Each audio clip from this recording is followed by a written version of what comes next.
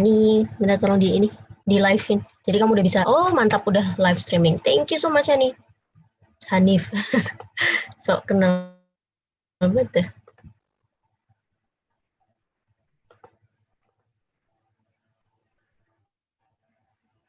Udah muncul kan ya harusnya?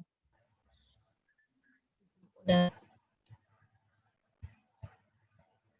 Kamu pakai virtual background dulu.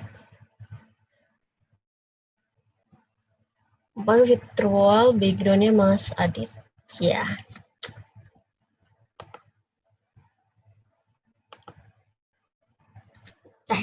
Kita mulai. Bismillah ya Zur. Bismillah. Iya, semangat.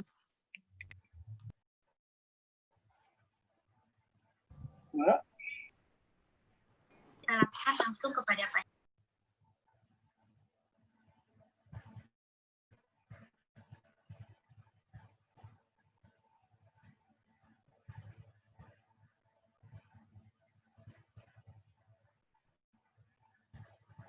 Halo, selamat malam. Selamat datang, selamat bergabung di webinar series malam hari ini. Teman-teman, ini akan dimulai pukul 19.30 waktu Indonesia bagian Barat, jadi teman-teman dipersilahkan untuk mempersiapkan apapun yang teman-teman ingin lakukan sebelum dimulai ya.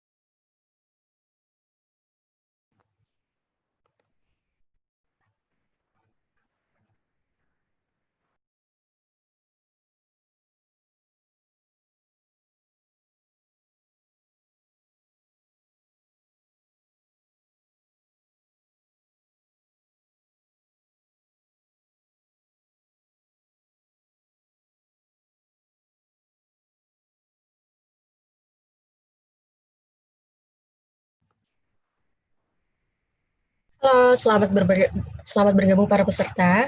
Ini acara akan dimulai pukul 19.30. Sebentar lagi sambil menunggu pembicara untuk datang, jadi teman-teman dipersilakan untuk mempersiapkan diri, dan kalau teman-teman ada pertanyaan bisa dipersiapkan juga dari sekarang. Selamat menunggu.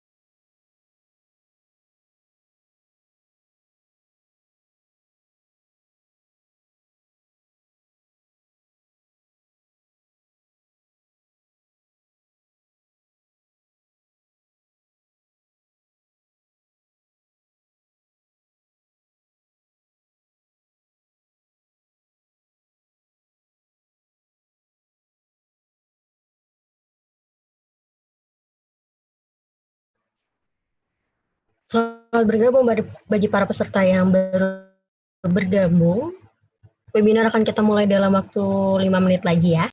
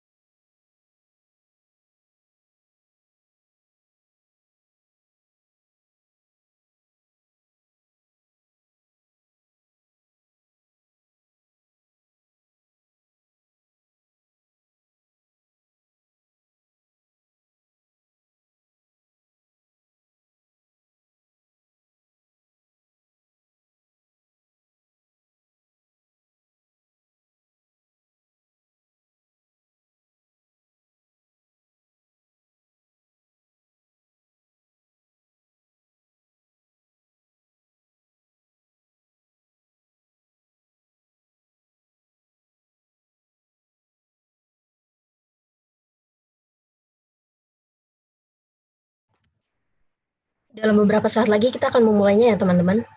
Dan mengingatkan untuk webinar series pada malam hari ini juga disiarkan langsung melalui YouTube. Jadi kalau teman-teman nanti berhalangan untuk masuk ke Zoom, bisa langsung kopas aja. Link YouTube-nya sudah kami taruh di room chat. Silahkan. Karena ada kemungkinan kalau misalkan live dari Zoom, bisa nggak masuk lagi karena room penuh. Jadi,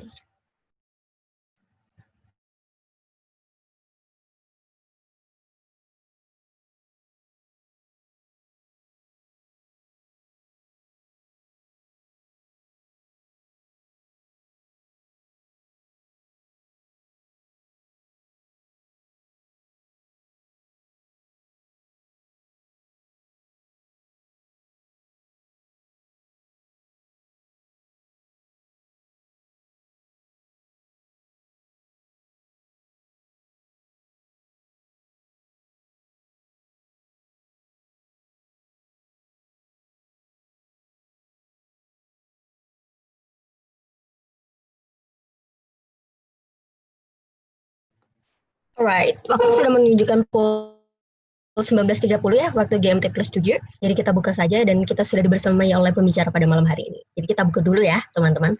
Tahan, sabar ya. Nanti kita akan berinteraksi langsung dengan Dr. Siti. Oke. Bismillahirrahmanirrahim. Assalamualaikum warahmatullahi wabarakatuh. Para peserta webinar series dari Meropenem yang diadakan oleh Mercy Yogyakarta pada malam hari ini. Nice to meet you guys. Meskipun kita nggak lihat muka, tapi hari ini, pada malam ini kita akan ngebahas nih, gimana sih kehidupan sebagai Harvard Medical School student. Gitu. Halo Dr. Siti, selamat malam. Kayaknya sepertinya di sana pagi ya dok? Oh, nggak bisa ya, sebentar. Saya jadikan co-host.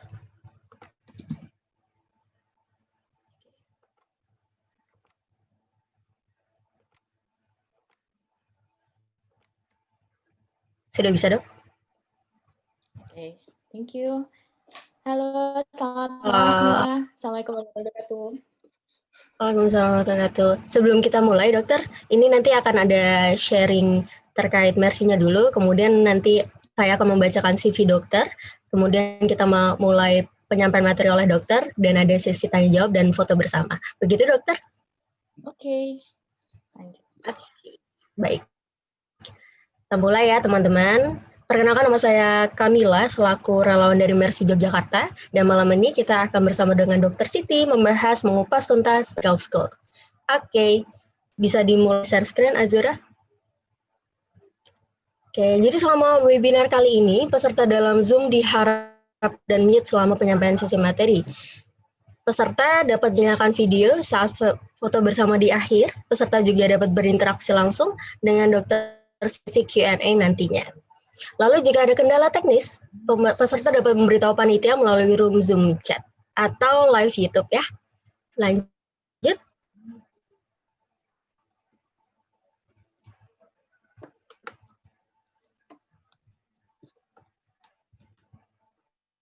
Next slide, Azur.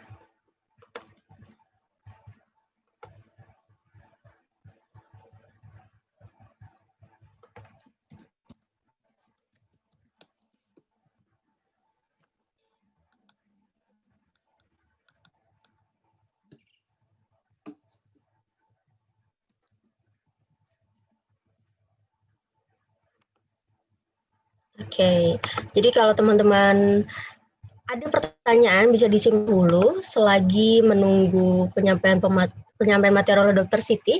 Jadi semisal pertanyaan sudah terjawab, jadi tidak perlu kita jawab lagi.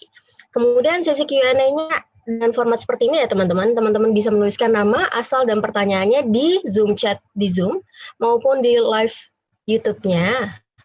Kemudian pertanyaannya diusahakan sejelas mungkin, tidak perlu memakai salam. Dan mohon maaf, biasanya gitu ya, anak-anak pada mohon maaf, izin bertanya gitu, tidak perlu langsung saja. Nanti moderator dan panitia akan memilah-milahnya, kemudian menanyakan ke Dr. Siti. Lanjut. Alright, jadi sebelum kita kenalan dengan Dr. Siti nih, kita kenalan dulu dengan penyelenggara. Jadi pada malam hari ini kita difasilitasi oleh Mercy atau Medical Emergency Rescue Committee Cabang Yogyakarta untuk membersamai kita, memfasilitasi kita dalam webinar series kali ini. Lanjut. Oke, jadi visi dari kami adalah to help the most vulnerable and the most neglected people. Siapakah itu? Siapakah yang kita tolong? Lanjut.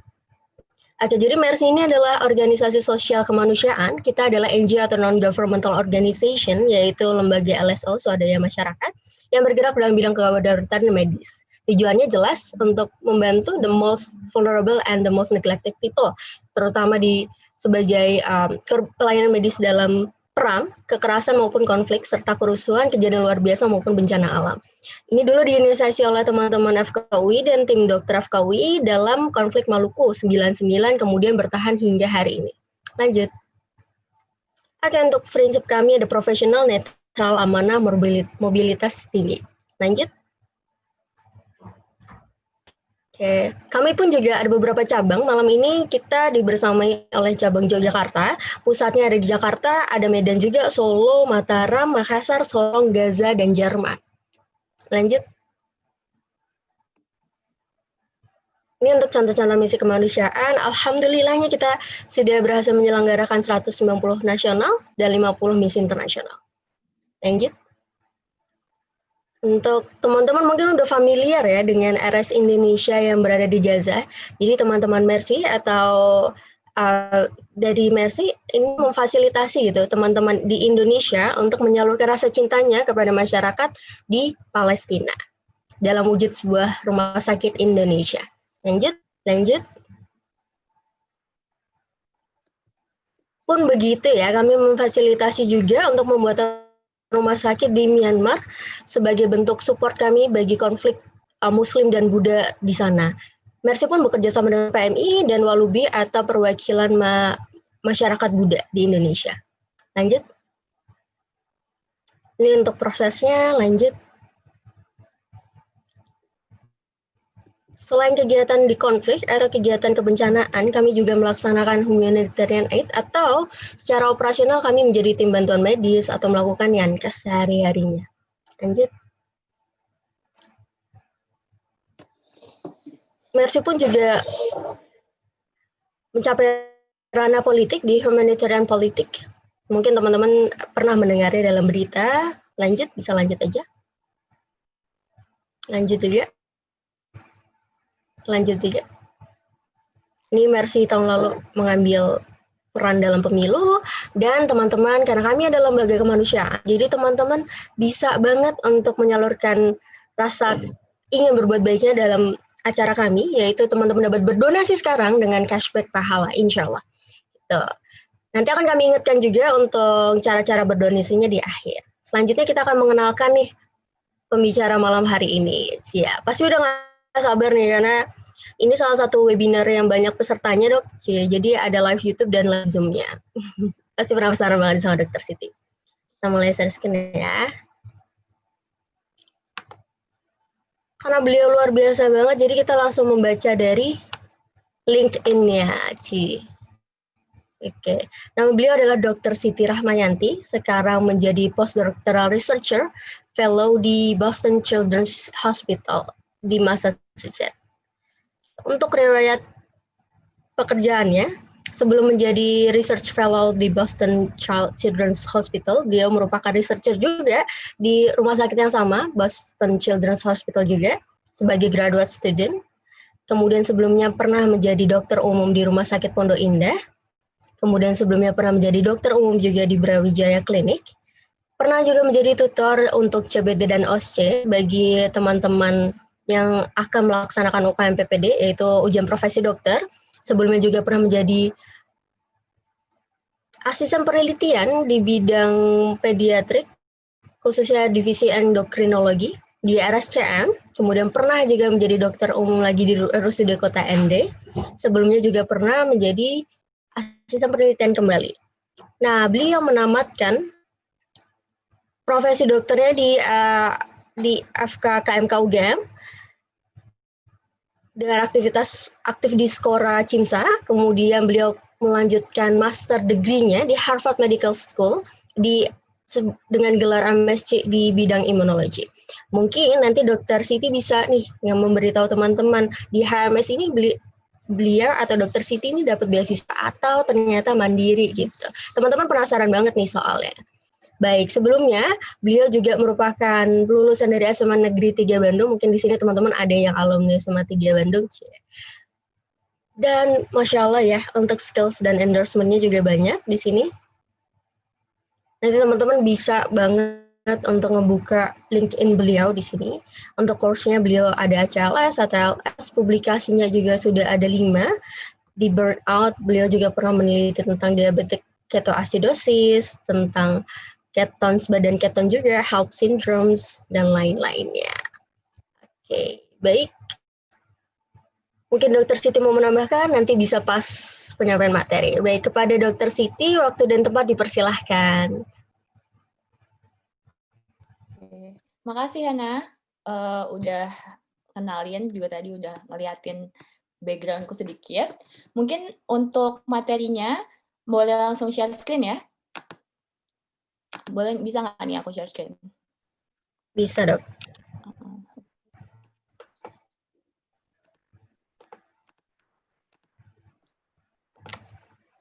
Alright. Sampun terlihat. Oke. Sekali lagi, Assalamualaikum warahmatullahi wabarakatuh. Selamat malam semuanya yang ada di Indonesia. Di sini masih pagi ya di Boston, sekitar jam 8.30. Dan sebelumnya, sekali lagi perkenalkan, nama saya Siti Ramayanti, tapi biasanya teman-teman keluarga itu panggil Mira. Jadi teman-teman di sini boleh panggil Mira juga, biar lebih santai. Sedikit ngulang tadi, dari background-nya itu, saya dulu lulus dari FKUGM itu tahun 2015 ya, jadi angkatan 2009. Setelah itu harus internship, jadi saya ambilnya waktu itu sengaja di luar Jawa, memang pengen coba buat bagaimana sih rasanya pelayanan di daerah gitu. Jadi saya waktu itu di Flores selama 1 tahun, tepatnya di kota ND. Setelah itu sempat kerja juga sebagai dokter umum, sambil magang-magang juga tadi ya. Mungkin kalau teman-teman di sini yang udah lulus juga familiar sama kegiatan penelitian di Indonesia, biasanya di rumah sakit pendidikan ya kayak RSCM atau bahkan juga di UGM tuh di Sarjito juga banyak yang magang biasanya. Terus akhirnya tahun 2018 saya memutuskan buat berangkat.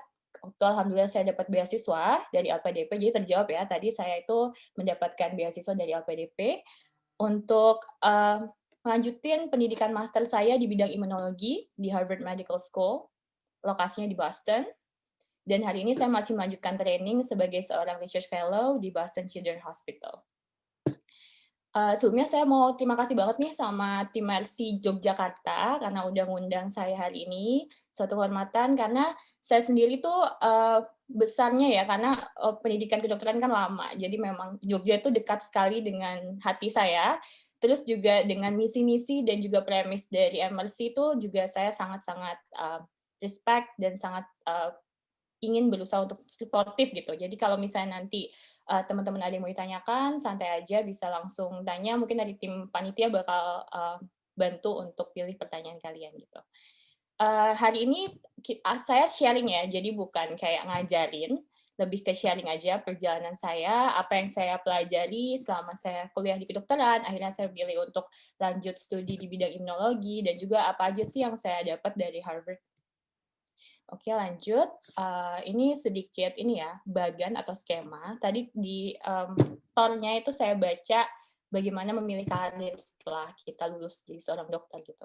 Sebagai seorang dokter tentunya ini adalah bisa dibilang skema standar ya yang kita lalui gitu. Mungkin di sini banyak yang pengen jadi dokter atau bahkan sudah jadi dokter, sedang menjadi mahasiswa juga.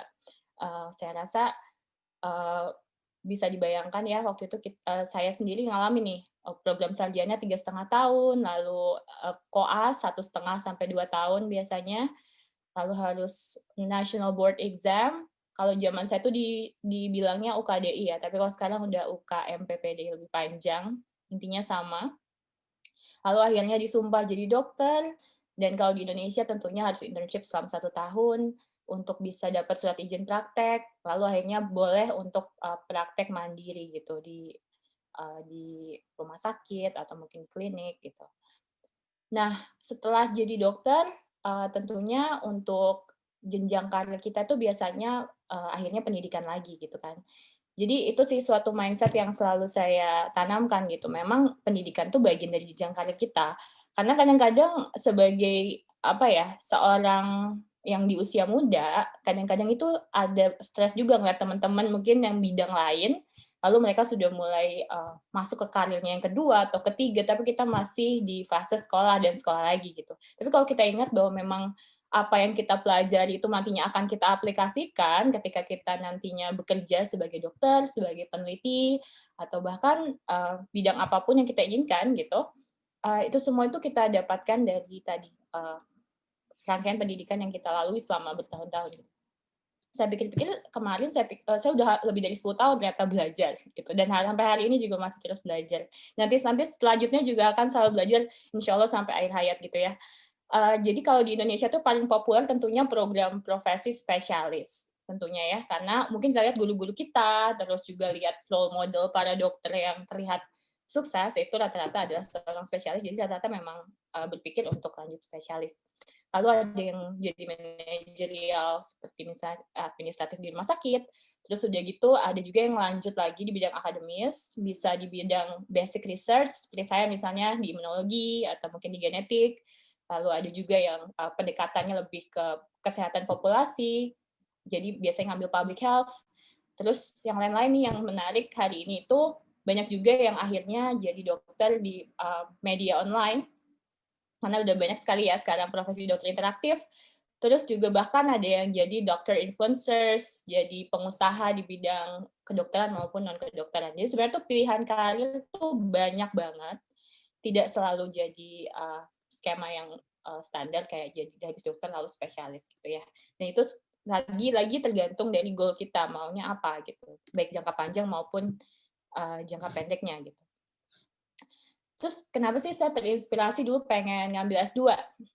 Tentunya itu dari yang saya lihat ya, teman-teman kalau lihat bagian ini tuh ada 3 waktu yang berbeda in the past, yaitu ketika mungkin di masa lalu, pendekatan kedokteran di masa lalu in the present, hari ini, dan tentunya di masa depan, in the future gitu. Tapi sebenarnya waktu ini tuh tergantung juga sama lokasi, teman-teman. Kayak misalnya nih, kalau kita ngomongin di Afrika, atau mungkin di beberapa bagian di Indonesia bahkan, yang mungkin jauh dari Pulau Jawa, seringkali mungkin kita masih ngomongin hal-hal yang di masa lalu gitu. Tapi kalau di negara-negara yang maju nih, contohnya kayak di Amerika, atau Inggris, atau Jepang, kadang-kadang kita malah sudah berada di ranah yang kasarnya itu di masa depan gitu, yang mungkin di beberapa negara lain itu belum diterapkan atau belum ada yang bisa diterapkan gitu. Kalau pada zaman lalu ya, tahun 1800-an tuh kalau ngelihat dokter itu memang kita mirip-mirip detektif atau mirip dukun kali ya, gitu. Jadi emang ada agak intuisi gitu, kita melihat tanda-tanda dan juga hal-hal yang bisa kita observasi nih, baik dari pasiennya, menunjukkan tanda-tanda itu, atau yang kita yang mengamati sebagai seorang dokter gitu, atau klinisi. Nah, untuk memberikan ilustrasi yang lebih gampang, saya mau kasih contohnya ini leukemia ya. Leukemia ini adalah blood cancer, jadi suatu keganasan yang terjadi pada sel darah ya, terutama sel darah putih. Jadi kalau leuko itu artinya putih, jadi keganasan pada sel darah putih ya. Kalau zaman dulu biasanya para dokter ini belum bisa memahami betul gitu apa yang terjadi pada pasien, karena pasien memburuk dan tiba-tiba meninggal gitu.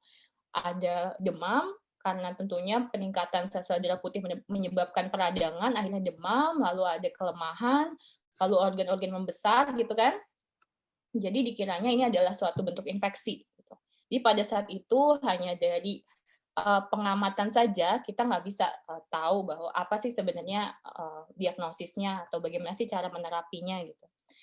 Lalu akhirnya seiring teknologi ini makin berkembang, akhirnya kita nggak cuma lihat dari tanda-tanda aja, nggak cuma tebak-tebakan aja, nggak cuma berdeduksi saja, tapi juga mulai dicari bukti-bukti yang bisa membuat adanya standar gitu. Yang kita sebutnya gold standard, ada standar baku emas gitu ya. Kalau zaman sekarang mungkin leukemia itu kita harus biopsi dulu nih sumsum tulangnya.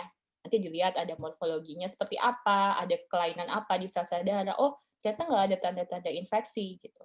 Dan ternyata memang penyebabnya adalah karena ekspansi dari sel darah putihnya itu sendiri gitu, atau white blood cell gitu ya. Nah lalu untuk nggak cuma berhenti di diagnosis saja nih untuk membuktikannya, tapi juga dari cara terapinya dengan penelitian-penelitian klinis ya tentunya. Contohnya nih kalau ada 2 orang nih, Mas A dan Mas B gitu, dua-duanya punya kondisi yang sama, leukemia.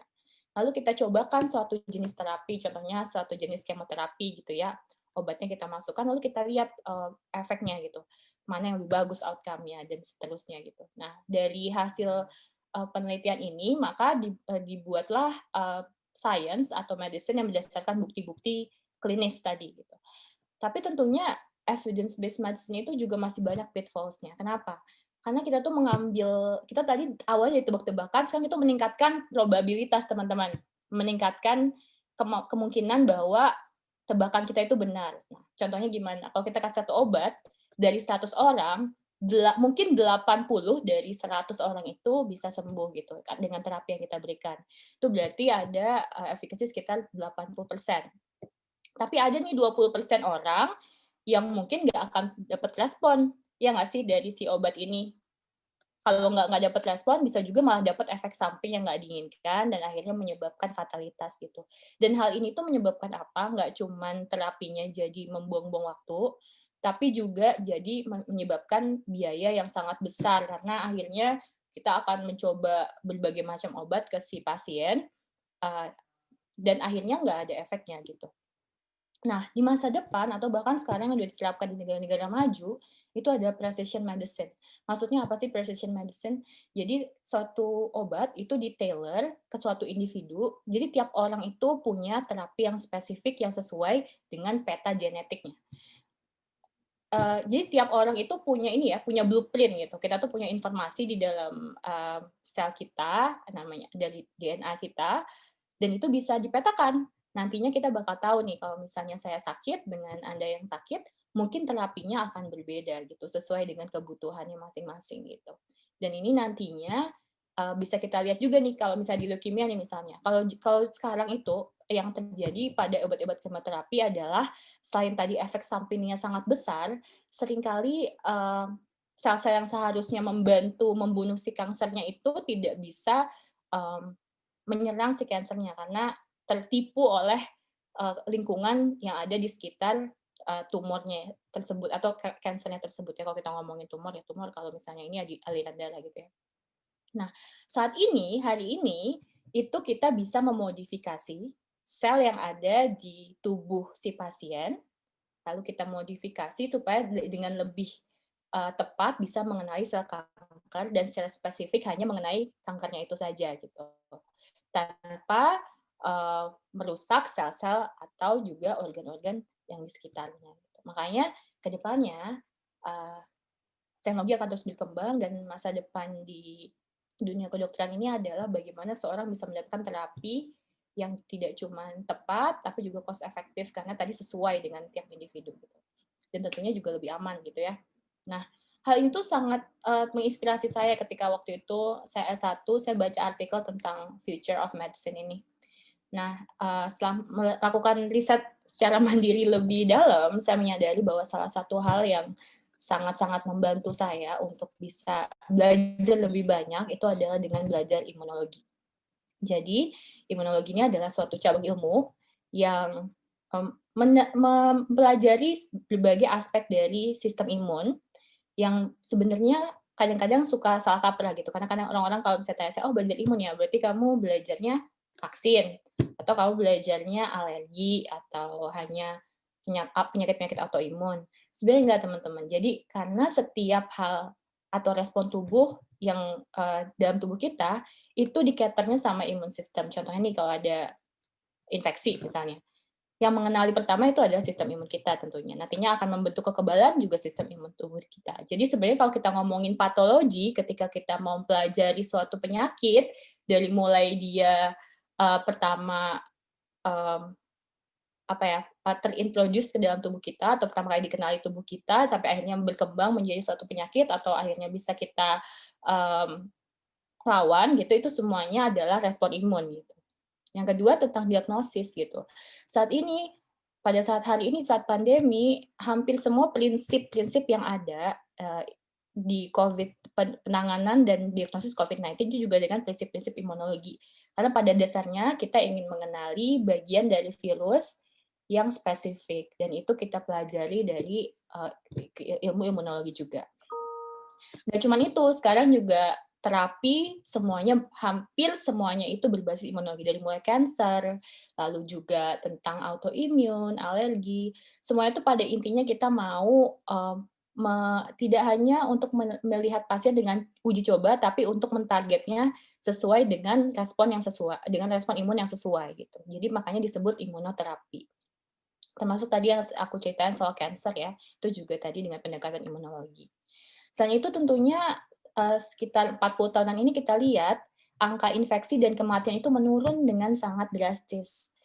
Yang salah satu titik yang merupakan trailblazer atau sebuah game changer itu adalah penemuan vaksin.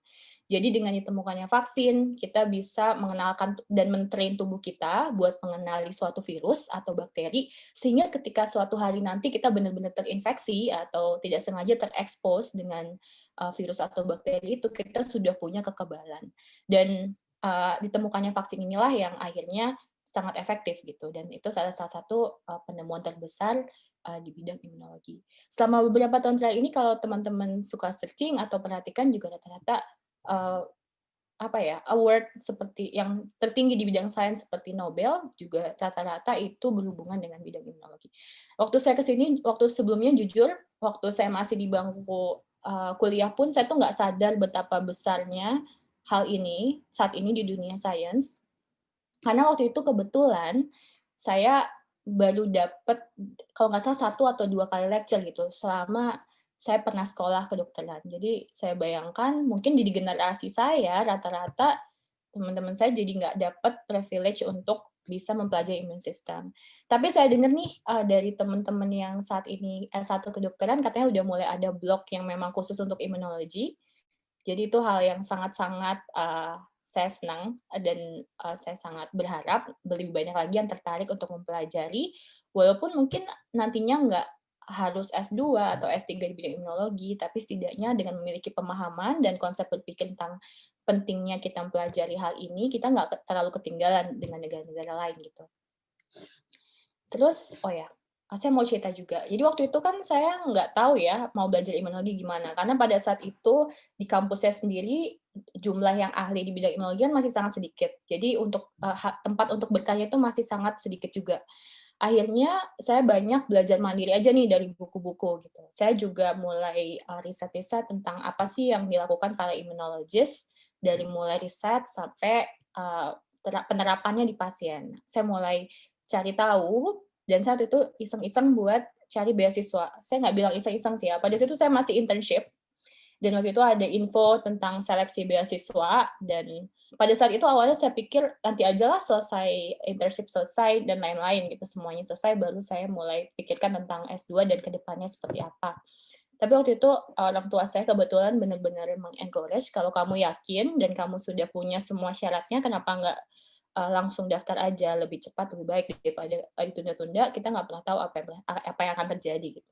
Nah itulah, alhamdulillah waktu itu saya memberanikan diri buat daftar, dan ternyata rezeki juga buat diterima, walaupun pada saat itu saya sendiri belum banyak riset nih tentang universitas apa sih sebenarnya yang menawarkan imunologi. Itu saya sama sekali nggak berpikiran universitasnya. Jadi kalau beberapa teman mungkin TED Talk lain, kadang-kadang ada yang memang tujuannya itu mau ke Harvard atau mau ke Oxford gitu ya, atau misalnya mau ke universitas apapun itulah, udah punya mimpi gitu. Dan kalau dulu saya agak berbeda sih.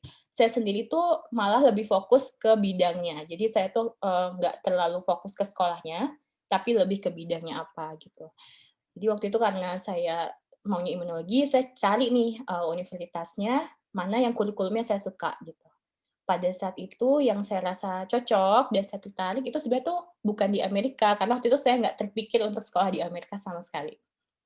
Jadi waktu itu saya malah daftar di universitas di Inggris, dan alhamdulillah waktu itu keterima kan, dan juga cocok gitu. Cuman sayangnya pada akhirnya nggak jadi berangkat karena masa administrasi waktu itu.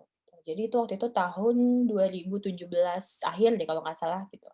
Dan pada saat itu saya jadi agak-agak bisa dibilang agak-agak jadi berpikir ulang gitu buat lanjut S2 nggak ya? Kok kayaknya tiba-tiba ada masalah ini nih gitu. Dan waktu itu sempat bukan putus asa ya, jadi berpikir buat apa ini bukan jalannya gitu. Dan saya berpikir apa saya harusnya fokus aja ke niat awal yang itu pada saat itu sebenarnya awalnya mau spesialis aja gitu.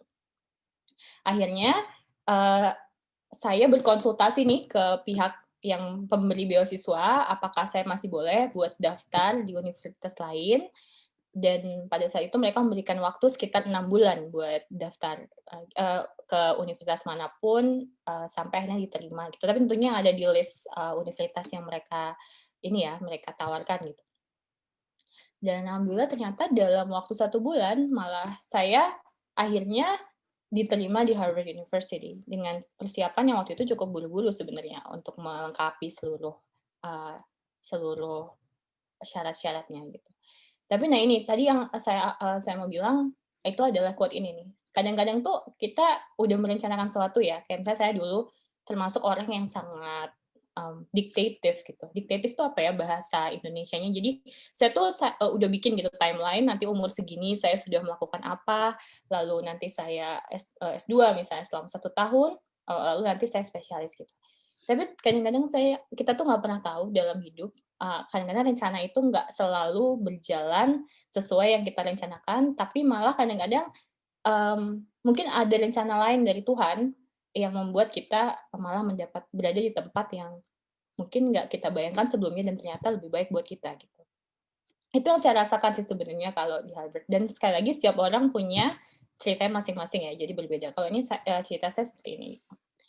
Terus sekarang kita mau sedikit ngomongin tentang Harvard nih gitu. Kalian pernah nggak sih dengar kata American Dream?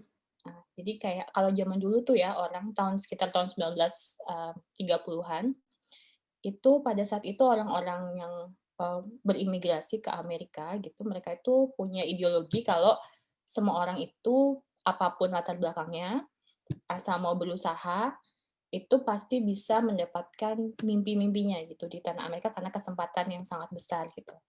Yang saya rasakan dari teman-teman yang biasanya nanya, "Kak, kok bisa sih masuk Harvard, Kak? Gimana sih cara masuk Harvard?" Itu adalah rata-rata udah ada rasa ketidakpercayadirian atau ketidakyakinan bahwa kita itu mampu atau kita pantas berada di tempat-tempat seperti ini, di universitas level dunia yang reputasi seperti Harvard gitu. Tapi sebenarnya nih, teman-teman, kalau kita lihat sebenarnya orang-orang seperti kita yang mungkin background-nya ini unik gitu, berbeda dari Indonesia gitu ya, di tempat-tempat yang seperti Harvard ini tuh malah seringkali dicari loh. Kenapa? Karena poin-poin seperti diversity, inclusivity, dan equity di higher education ini tuh sangat diinginkan untuk dicapai di tempat-tempat seperti Harvard. Malah kadang-kadang malah mungkin kitanya aja yang nggak mau membuka diri atau mencoba gitu.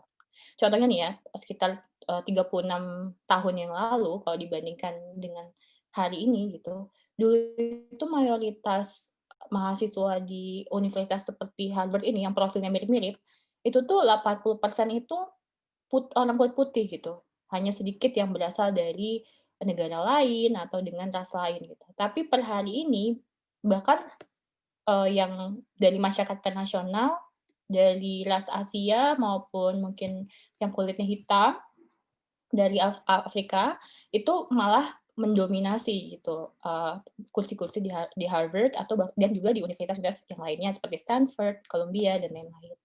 Yang saya rasakan juga ya kalau saya duduk di Harvard di kelas itu, nggak cuman murid-muridnya nih, staff-nya, dosen-dosennya, itu aksennya beda-beda, warna kulitnya beda-beda, mereka membawakan ide yang berbeda-beda, dan ini tuh nggak diketawain gitu kan, seringkali ya kalau di Indonesia itu suka takut gitu untuk berpendapat. Kenapa? Karena takutnya kita nggak sopan.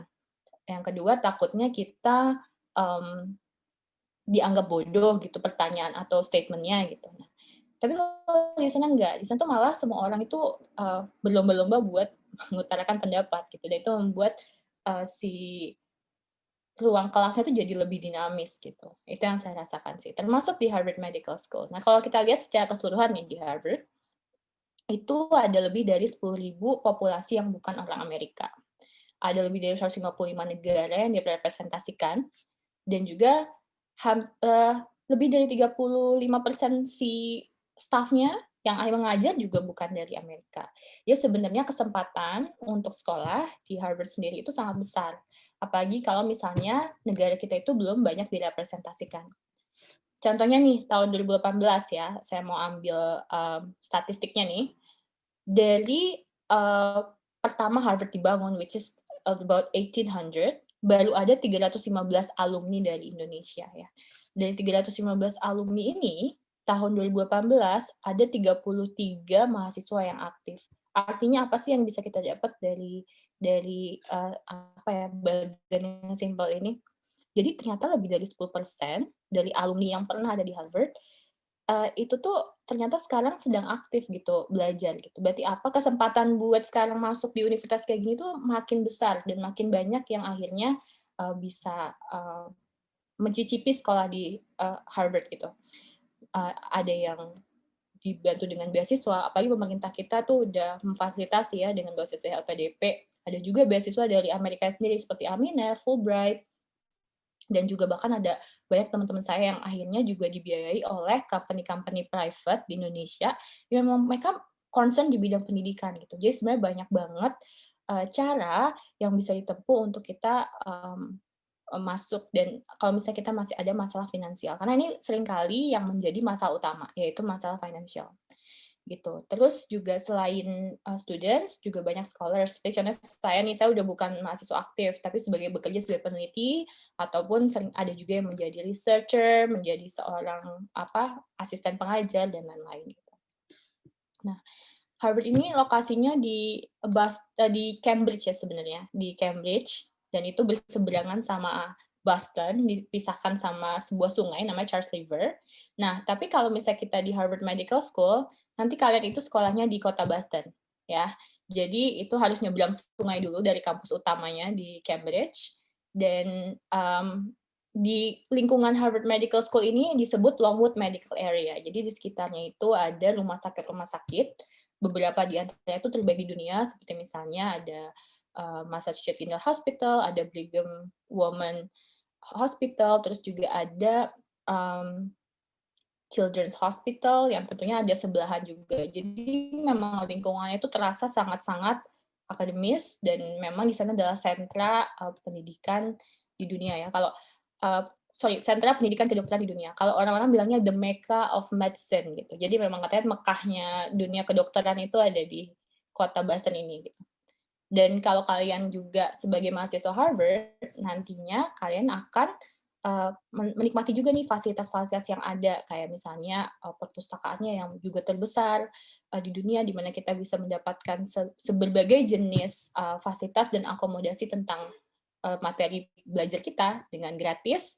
Terus juga tentunya yang paling penting itu kita bisa coba untuk bernetworking dengan berbagai latar belakang, dan juga mereka semua ini orang-orang yang sangat-sangat luar biasa gitu. Misalnya waktu itu saya ambil course, walaupun saya itu di Harvard Medical School, tapi saya bisa ambil course di sekolah lain, namanya Cross Study Station ya. Waktu itu saya ambil di Public Health, jadi biarpun beda school gitu ya, di Public Health School, saya waktu itu ambil course di Brazil selama 1 bulan.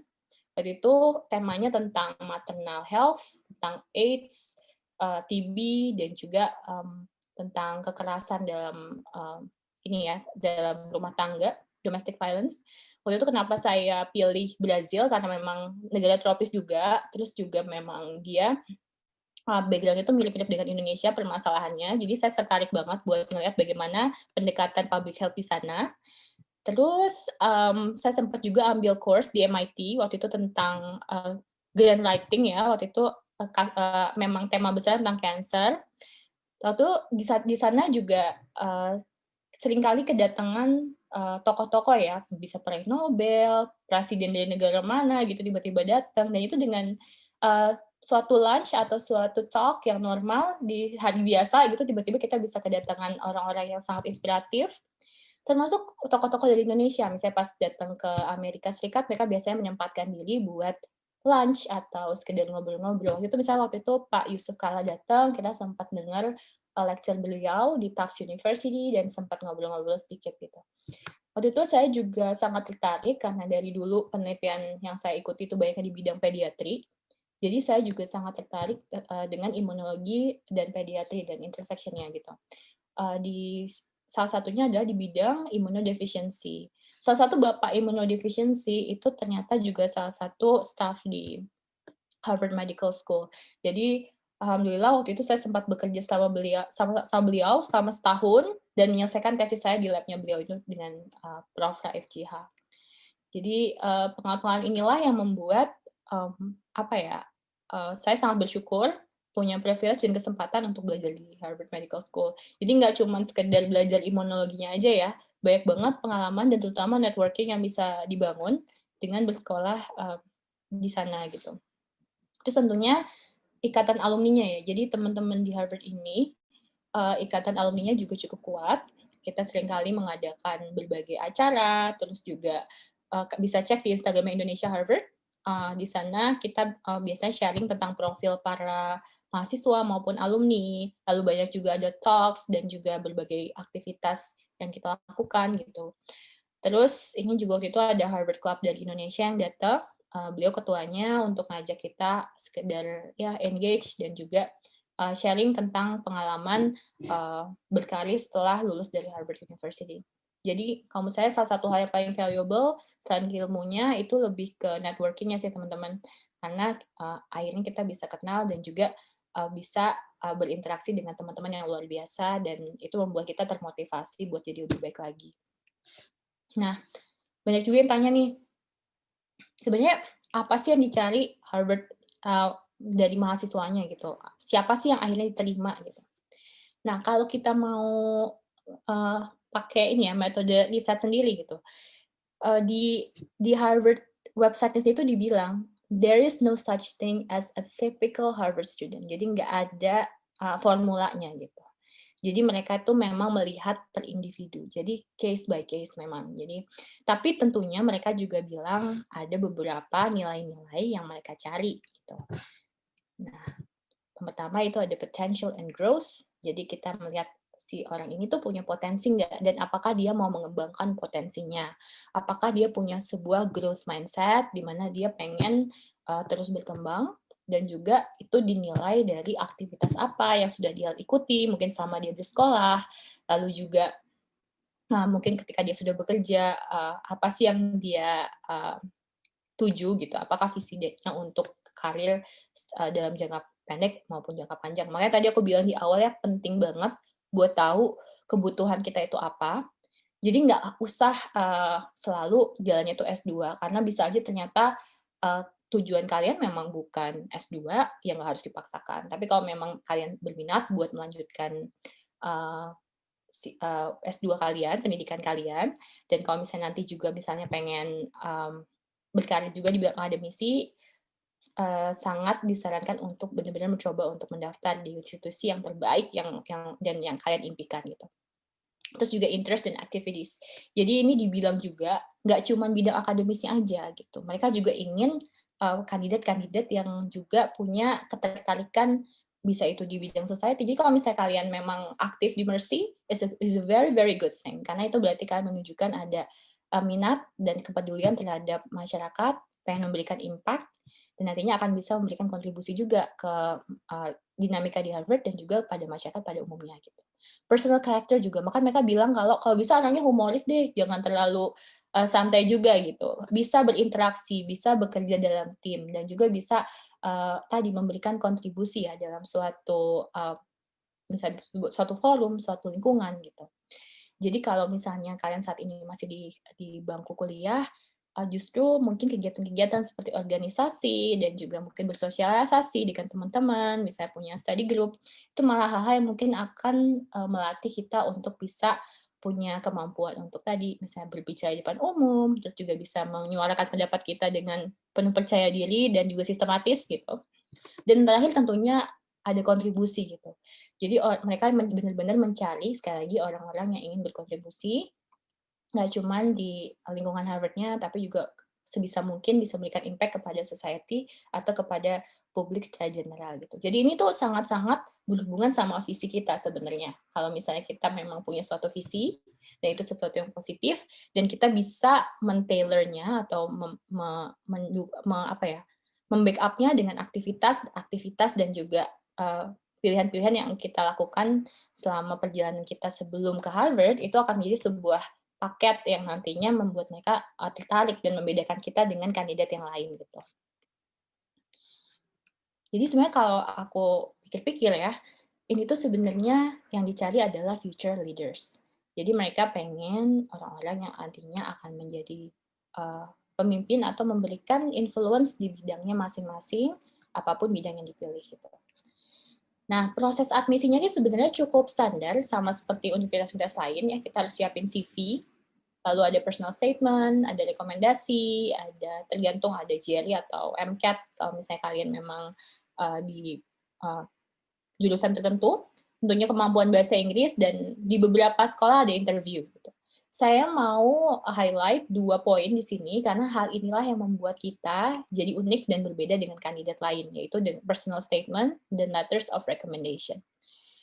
Ya jelas aja, dua-duanya itu sangat personal ya. Jadi kalau misalnya kalian mau bikin personal statement, benar-benar harus nulis sendiri. Jangan sampai nanti kalian minta tolong orang lain buat tulis.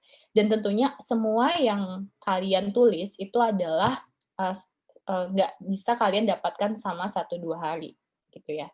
Itu yang kalian tulis itu adalah cerita yang bisa kalian sampaikan dari apa saja yang tadi di belakang sudah kalian lakukan tadi ya. Apakah itu kalian aktif berorganisasi, kan mengikuti suatu kompetisi misalnya, atau misalnya kalian aktif mengikuti suatu penelitian, dan ketika kalian punya cerita-cerita itu, akan jauh lebih mudah buat menuliskannya, dan akhirnya memberikan sebuah offer, sebuah penawaran kepada Harvard tentang siapa kalian, dan apa yang kalian tawarkan in the table gitu ya, what you offer in the table gitu ya.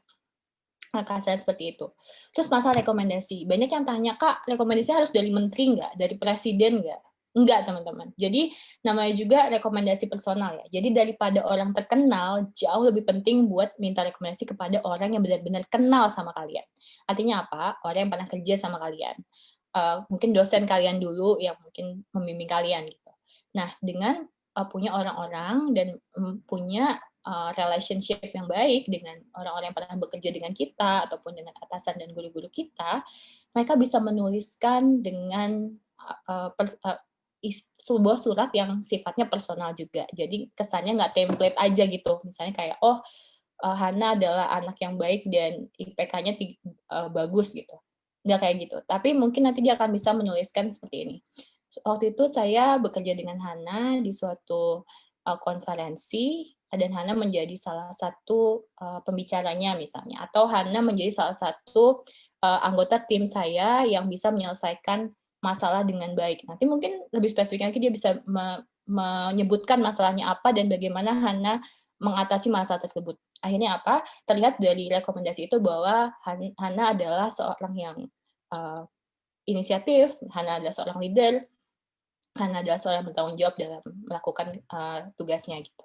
Nah, jadi 2 hal inilah yang ingin aku highlight. Jadi kalau misalnya kalian mau berniat untuk daftar, sebaiknya 2 hal inilah yang benar-benar dipersiapkan dari jauh-jauh hari gitu. Sebisa mungkin jangan diburu-buru, dibaca lagi, minta tolong orang lain untuk baca dan lihat perspektif mereka supaya memang yang terbaiklah yang kalian submit nantinya gitu.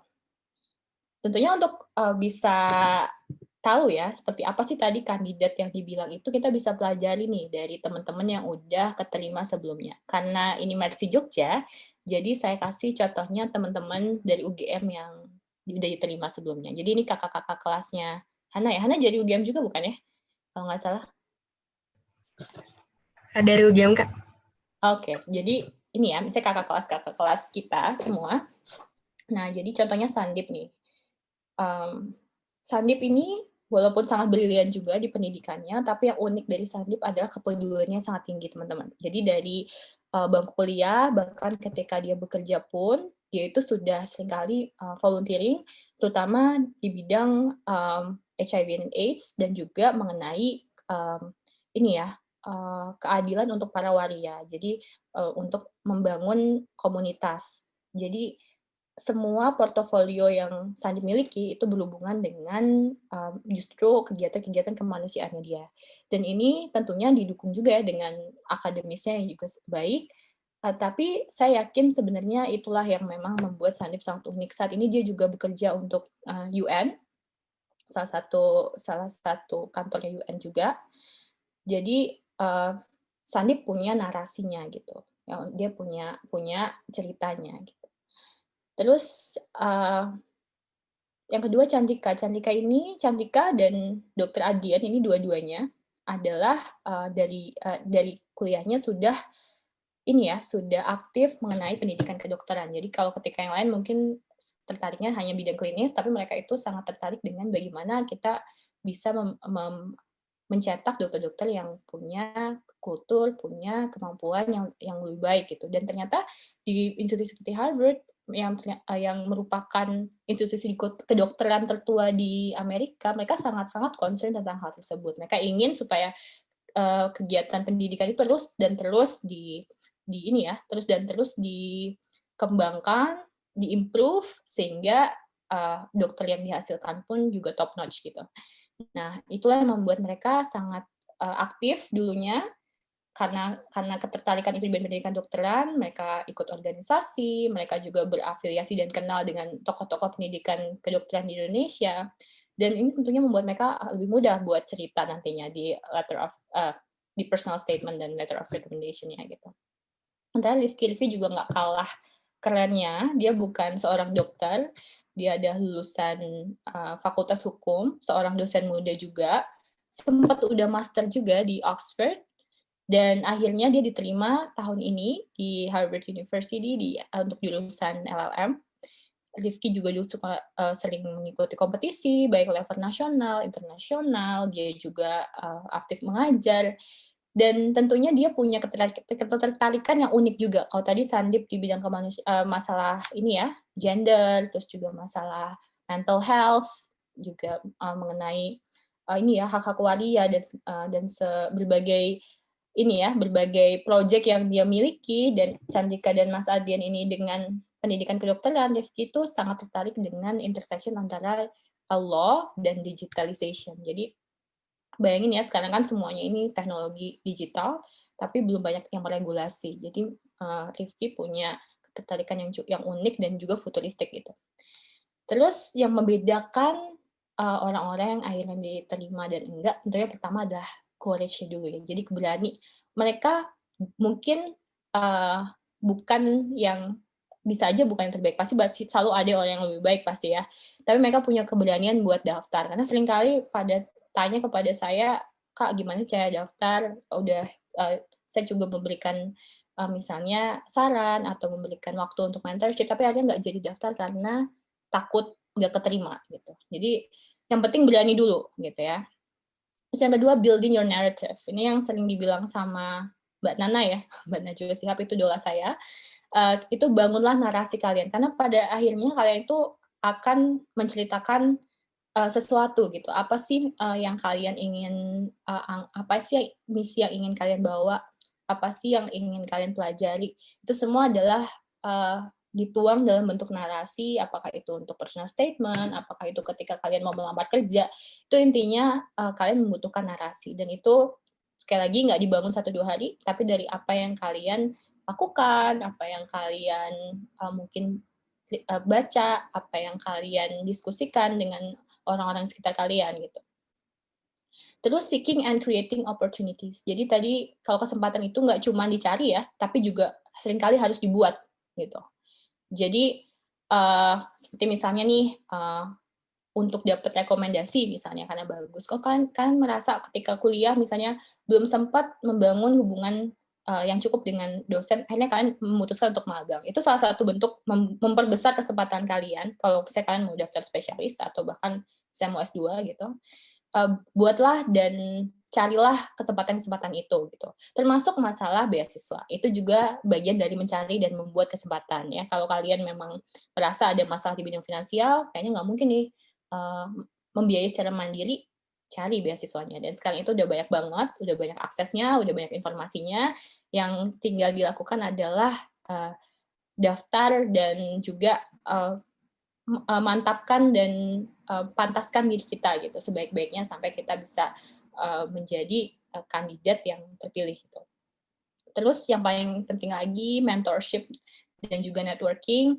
Sekali lagi mentorship adalah hal yang membuat saya sangat penting dan bisa membawa saya di titik ini karena dari waktu kuliah nih saya tuh walaupun bingung ya, tapi saya tuh juga rajin bertanya waktu itu, untungnya gitu. Jadi pada saat itu Kak Luluh juga kali ya ketemu seorang dosen pembimbing waktu koas, walaupun beliau dokter anak, salah satu guru besar juga, Prof. Jufri, ternyata beliaunya juga dulu S2 dan S3 imunologi. Dan situ saya tersadar, wow, ternyata bisa ya jadi seorang ahli yang mempelajari imunologi, tapi juga akhirnya praktek klinis gitu. Walaupun bidang beliau ini nggak langsung berhubungan sama imunologi, tapi beliau punya kemampuan dan pemahaman yang mumpuni tentang imunologi. Akhirnya beliaulah yang selalu memotivasi saya buat lanjut sekolah, termasuk memberikan rekomendasi. Nah, dan tentunya rekomendasinya dengan senang hati beliau kirimkan sendiri karena kita udah secara kontinu berkorespondensi gitu. Terutama ketika saya kerja, saya juga selalu berusaha untuk tadi menjalin komunikasi, menjalin networking dengan si atasan saya atau mungkin guru-guru saya supaya nantinya ketika kita minta tolong itu tidak tiba-tiba gitu. Sebisa mungkin kita juga sudah memberikan kontribusi jadi nggak nodong gitu gitu ya kasarnya gitu ya. Terus networking nih, jadi nggak cuman tadi ya nggak cuman dari atasan ya. Kalau kita mau belajar itu bisa banget dari teman-teman di sekitar gitu. Apalagi sekarang anak-anak muda nih udah kreatif banget teman-teman. Ada yang bikin mungkin ini ya bikin bukan lecture sih, ada yang bikin edukasi gitu ke masyarakat luas dari mulai sosial media, terus bikin talk seperti ini. Jadi kita bisa sekali membuat networking dari forum-forum atau dari platform-platform seperti ini. Penting banget buat networking karena kita nggak pernah tahu kapan kita saling membutuhkan satu sama lain. Selain itu juga memotivasi kita untuk terus bertumbuh dan juga memperbaiki diri terus-menerus gitu. Jadi kalau saya simpulkan, untuk mendapatkan aplikasi yang sukses, itu kita butuh courage, punya narasi, terus juga kita memaksimalkan kesempatan yang ada.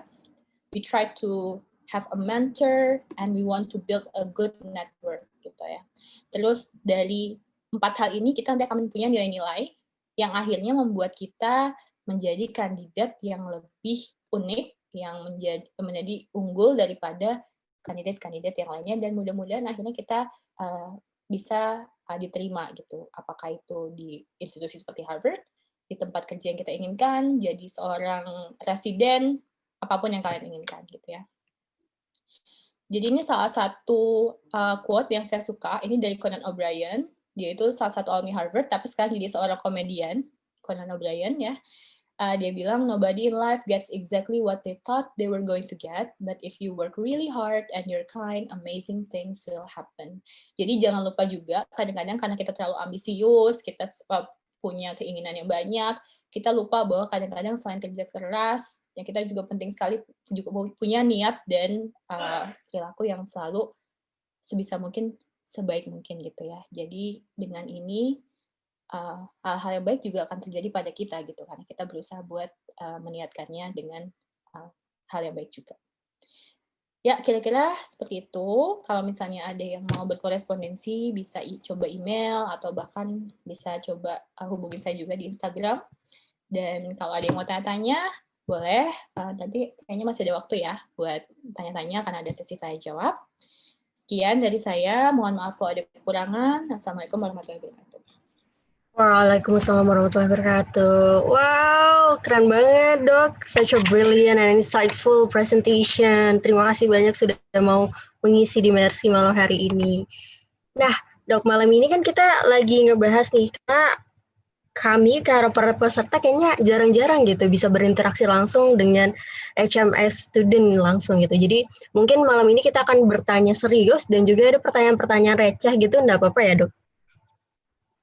Oh iya dong, harus. Oke.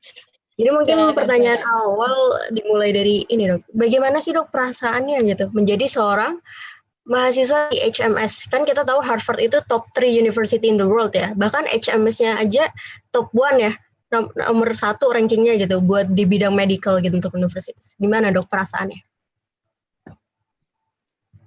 Tentunya mungkin pada awalnya itu kaget ya waktu pertama kali tahu diterima gitu, dan juga sangat bersyukur.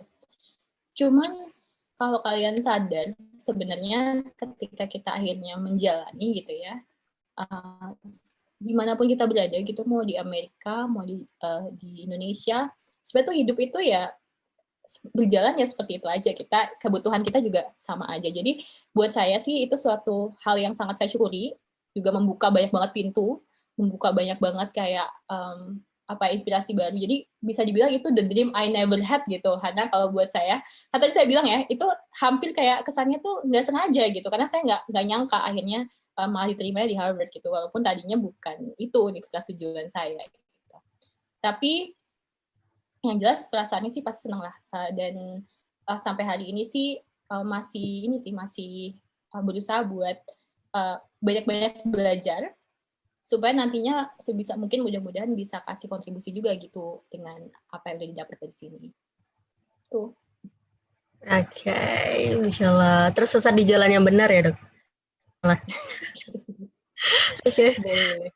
Jika teman-teman ada yang ingin berinteraksi langsung dengan Dokter Mira, bisa raise hand dengan fiturnya lihat namanya terus kayak di more, nanti ada tulisan raise hand, teman-teman bisa menggunakan fitur itu. Selagi menunggu ada yang ingin berinteraksi langsung, kita mencoba jawab-jawab pertanyaan ya dok. Boleh. Alright. Ada pertanyaan Ada yang dok nanya dari... langsung dong, biar seru. Ya benar. Ini nunggu lagi Raisen, biasa kan orang-orang pada malu gitu karena kayak apa ya, ketemu idolanya gitu kayaknya dok, gitu kayak Oke, ada pertanyaan dari Janatin Nisa dari Surabaya dok, terkait prospek aplikasi bidang imunologi di Indonesia seperti apa ya dok? Apakah prognosisnya baik atau menurutnya dokter gimana? Oh, prospek karir. Ya, mungkin maksudnya gitu dok. Oh ya. Jadi sebenarnya memang ini ya bedanya kenapa di negara maju mungkin lebih lebih bisa banyak peluang karena memang tentunya ada funding satu. Jadi kalau di Amerika ini kan ada research fund gitu dari pemerintahnya sendiri, dari pihak swasta juga, dan ada industri yang juga mengakomodasi gitu. Jadi tadi ya kalau misalnya ada lapangan kerjanya, ada industrinya, dan bidang akademisnya juga diberikan dana yang cukup, tentunya itu bakal banyak banget riset yang bisa dilakukan. Nah, sayangnya di Indonesia saat ini memang untuk bidang riset murni itu belum banyak kesempatannya. Tapi saya sih kalau aku pribadi itu nggak kecil hati. Kenapa?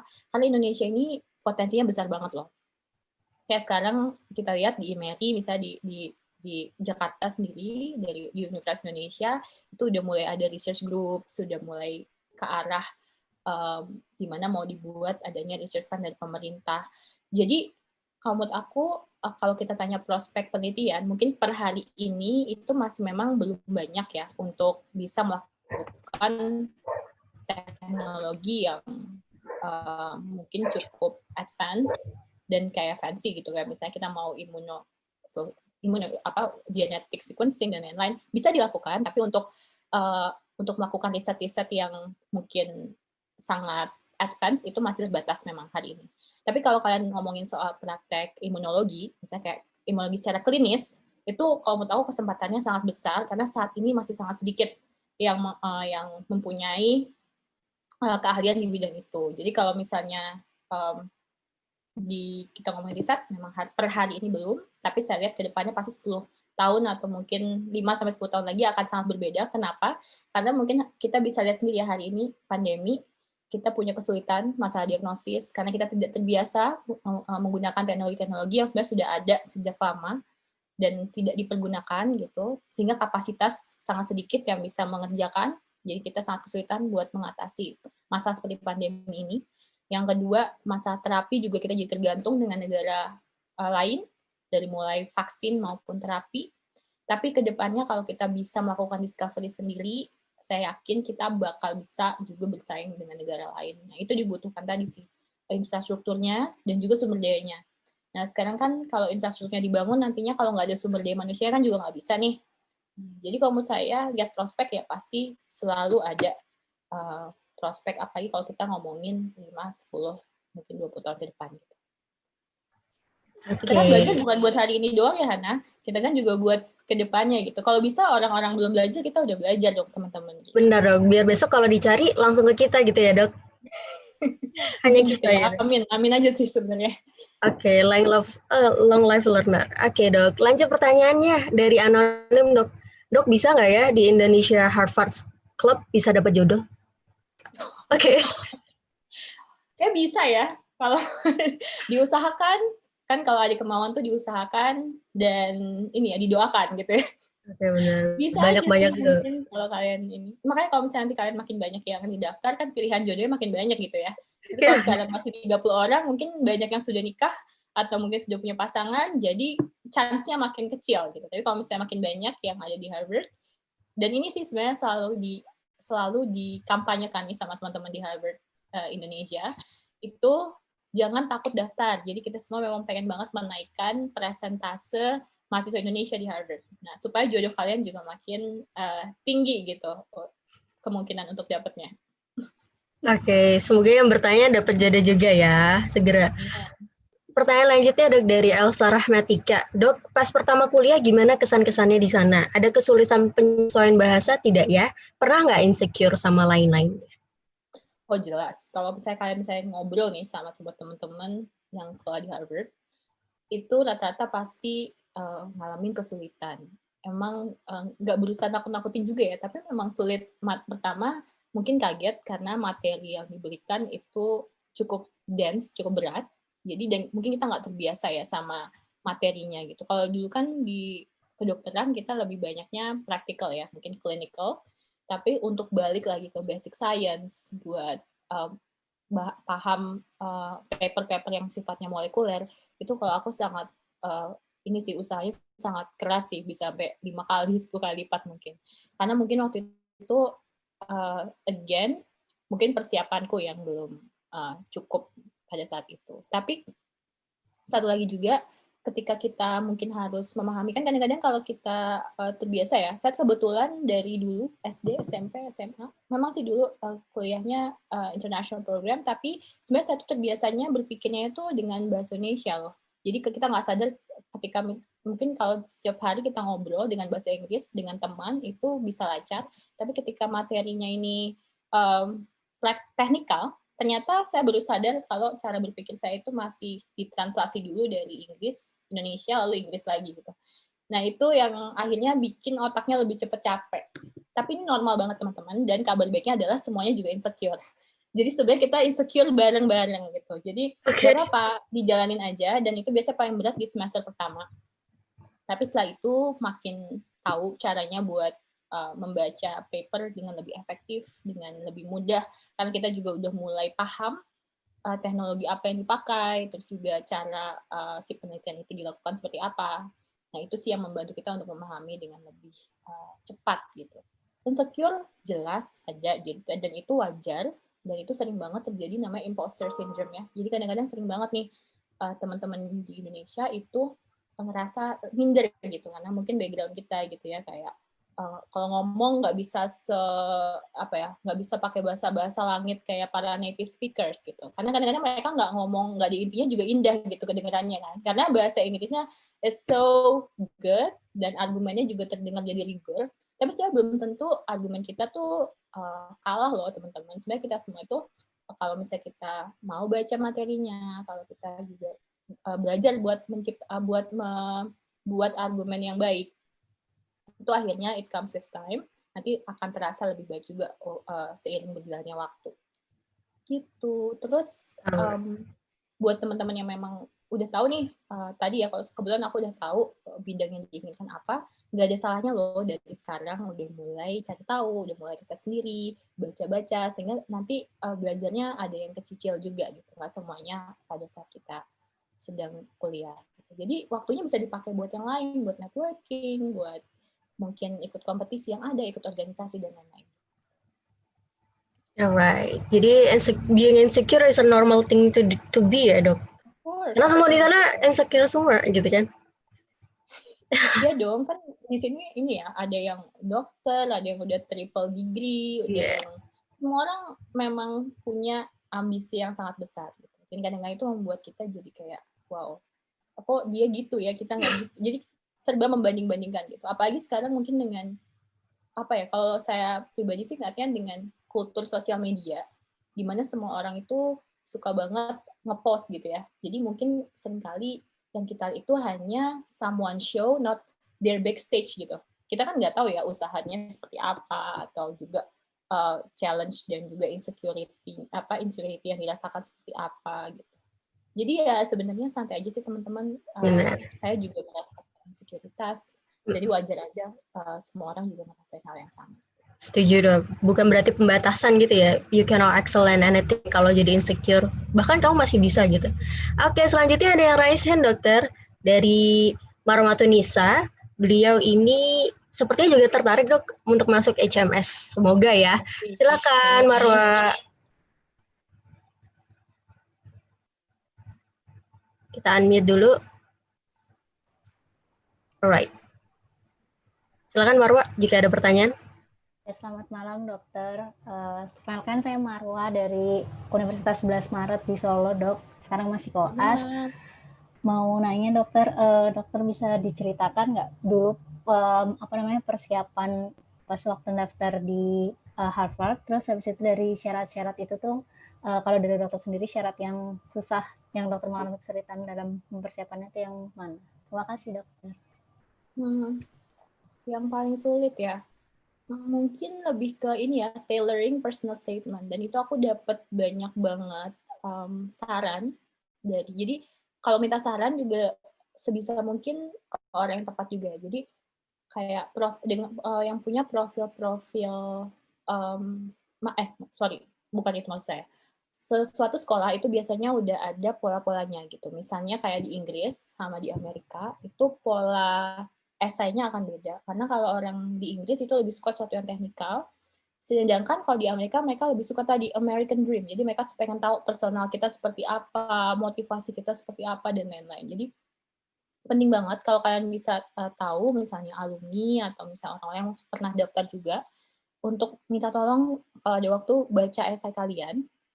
Nah, dan itu saya rasain banget pada saat itu saya minta tolong sama yang waktu itu saya pengen masuk Oxford waktu itu ya. Jadi waktu itu saya sempat diterima di Oxford, biarpun nggak jadi pergi, dan saya minta tolong salah satu kakaknya teman saya yang udah keterima duluan di Oxford. Nah, pada saat itu yang paling striking, yang paling ngena di saya itu adalah ketika dia bilang, sebenarnya esai kamu ini udah bagus, cuman saya nggak ngerasain ada genuinity gitu. Saya cuma lebih mendeskripsikan misalnya stats-nya doang. Misalnya di Indonesia ada kasus ini berapa-berapa, yang which is orang bisa baca di New York Times atau di suatu jurnal gitu, tapi saya nggak ceritain spesifiknya yang unik buat saya, kayak misalnya di Indonesia gitu.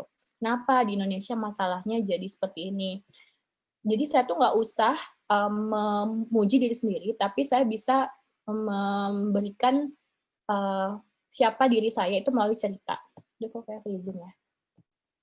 Contohnya gini nih ya, saya nggak usah bilang kalau saya adalah seorang yang inisiatif, seorang yang bisa melihat masalah dan lain-lain, tapi saya bisa lakukan dengan cerita. Contohnya gini, waktu itu saya cerita pasien pertama saya ini seorang pengidap HIV waktu saya koas. Jadi saya menemani dia dari bisa ngobrol sampai di deathbed atau ketika hembusan nafas terakhirnya. Dari situ saya selama menemani pasien ini, saya belajar tentang terapi-terapi AIDS yang kebanyakan waktu itu adalah imunoterapi.